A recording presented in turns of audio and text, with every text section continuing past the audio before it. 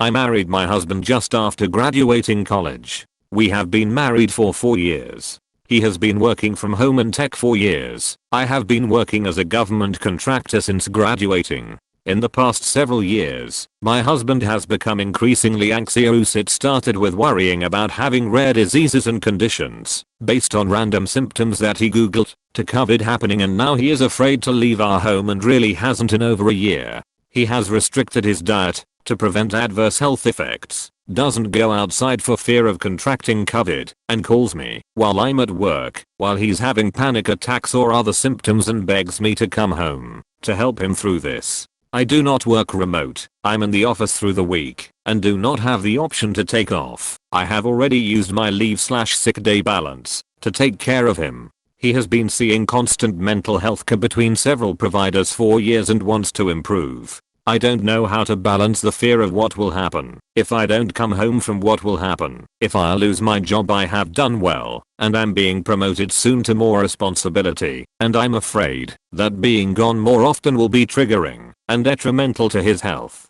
How do I balance my life? I want to be married to him. I just don't feel that I know what to do. In addition, him not traveling outside of our house makes it difficult to schedule social events or to participate in things I enjoy, going out with friends, etc. Thank you for any advice in advance. TL. Doctor, husband's mental health is causing strain in my professional career and in my social life, even though he's receiving treatment. How do I make sure I'll be okay in a few years' time? Though love and boundaries. It's so easy for me to say it, but hell to implement it. However, this will break you if it does not change. You live in constant stress and your husband might not realize the stress it's adding to your life. I personally think you need a break from him, and he needs to handle his own anxiety. Do you have family or friends that might be able to let you stay and have a break? Does he have anyone else? No, I haven't been able to make friendships, probably projection admittedly, due to my inability to go to social functions or be on my own for any significant period of time. He doesn't either. Neither of us have family or any support network other than our therapists.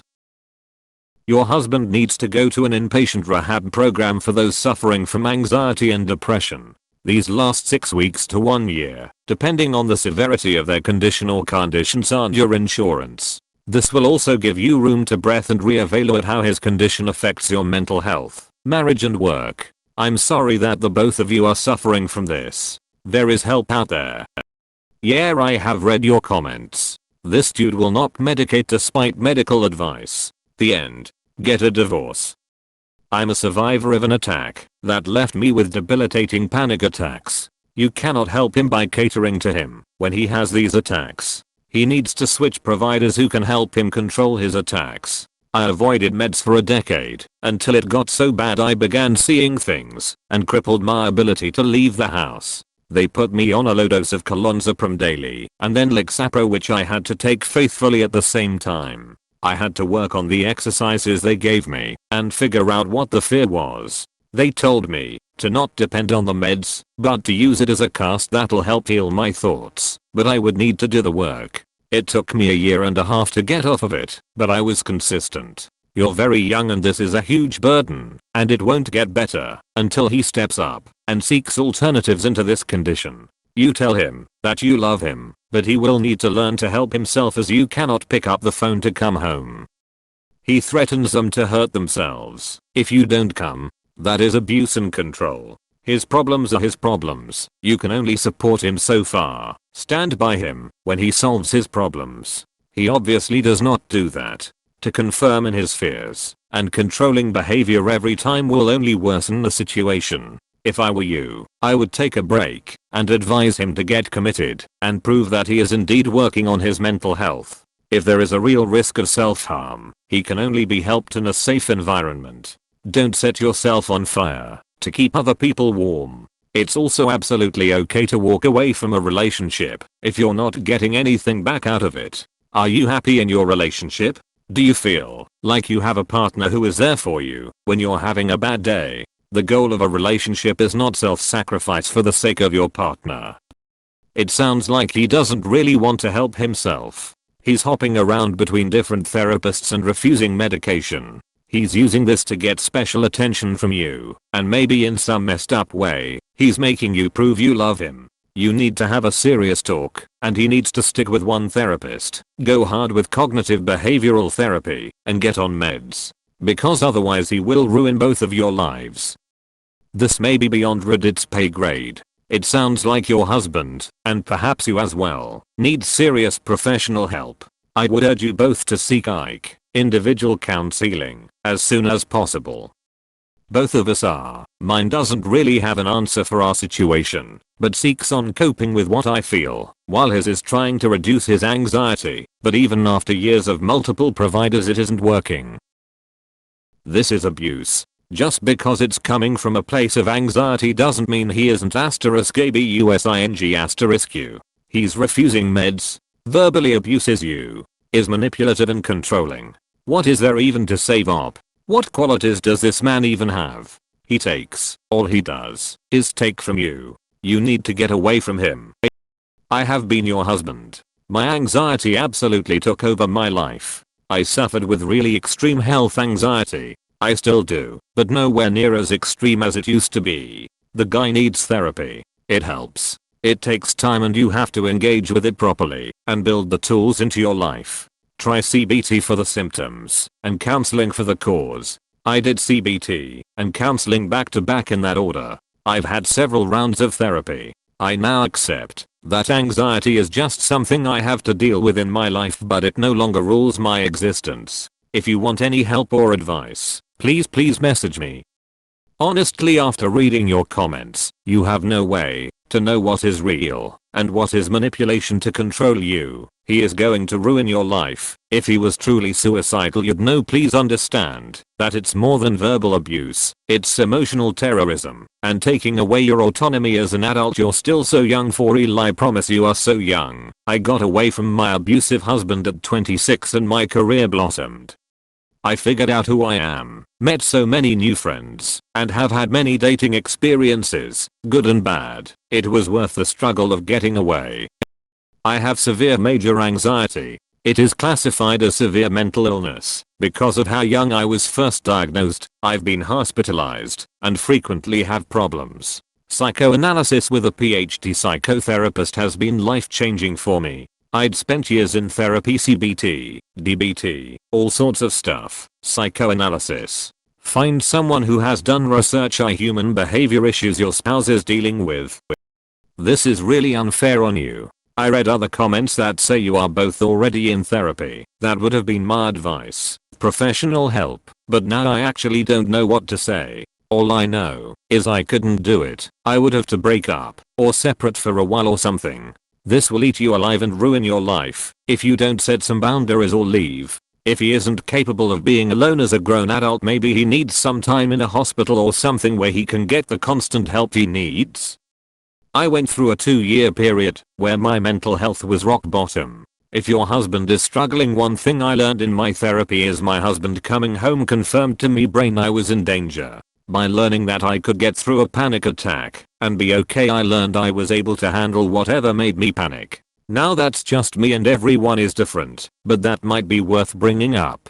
Other things. Have a plan of action for if he is a danger to himself. Like a relative he can contact if you're not available, and an understanding that during non-emergencies, while you will respond to messages, it might not be right away. I often felt better knowing my husband would respond at all. Lastly, talk to him about his therapy and what techniques his therapist is working with him on. My husband read the materials my therapist sent home and was able to recognize and call out certain patterns of thinking/behavior and direct me towards self-management, which means he didn't have to come home. It also just made me feel better knowing he took an interest. I hope things get better for both of you soon. I have read through and agree with others. Your husband needs a lot more help than you can give. If he won't go to see doctors, won't take medication, won't ring crisis hotlines, is threatening suicide, and he's disrupting your work life so badly you are concerned you will lose your job, then you need to get him admitted. That is too much for you. People with mental health illness can be very manipulative, very narcissistic and controlling. That is part of their mental illness, which makes it very hard on loved ones. But you need to realize that you cannot fall into the hole with him. You cannot solve his problems, and the more you bow to it, the worse it will become. That's the truth. You think you're being supportive and kind, but sadly, you're sort of enabling it and making it worse, in a sense. It sounds to me like it's gotten to the point where he needs inpatient care. For a period of time, you need to be forceful and strong. Hopefully you have decent insurance, and find out how to get him into a hospital for treatment. He needs to understand that enough is enough, and you won't allow it to continue. It will be very hard to do, but if you want him to get better and have a good life, it must be done. I'm so sorry you're going through this. I was married to a very mentally ill person for years, and I had no friends outside of him, and I felt responsible for keeping him alive. I divorced him 6 years ago, and it was terribly hard, and he threatened to kill himself, and his whole family and all his friends blamed me. He's doing much better now, and more importantly, so am I. I have great friends and a wonderful therapist, and it's been a real struggle sometimes, but making myself a priority and leaving him WAA the best thing I've ever done. I'm not saying you need to leave him, but you do need to take care of yourself, because nobody else is going to, and you cannot keep living like this. You can't be responsible for his well-being, and he can't expect you to come to him every time he has a crisis. I know it'll feel terrible, but you can't keep doing that. You have to have a boundary where he calls someone else, a doctor or a hotline or 911, because you can't keep running to him whenever he needs you.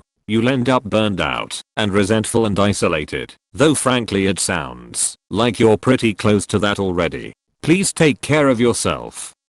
It may be worth getting vitamin levels checked, especially since he's restricted his diet. Pernicious anemia, very low B12, for example, can actually make you crazy. Literally crazy. I have advocated for this, and we have those labs ordered, but he is resisting leaving the house to go to the doctor's office to get blood drawn. Hopefully soon.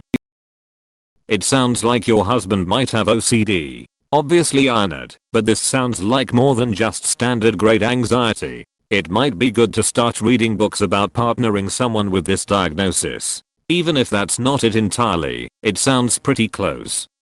I've had a period like this. COVID nearly killed my parents, so I got really paranoid. Then I got Omicron, and I just had 2 crappy days. How did I get it? I pushed myself to go out, see friends and some not at risk family members. It's like a phobia. Only way to get over it is exposure therapy. Take walks, go to an empty store/shop, see a friend at a park, see a friend at a restaurant, go to a crowded store for a quick buy, go to a concert. Now I go nonchalant everywhere, almost like before the pandemic. If someone starts coughing I get worried, but I remind myself of all the times it already happened, and it was fine. Out of curiosity, did he have someone close die from disease since the behavior started?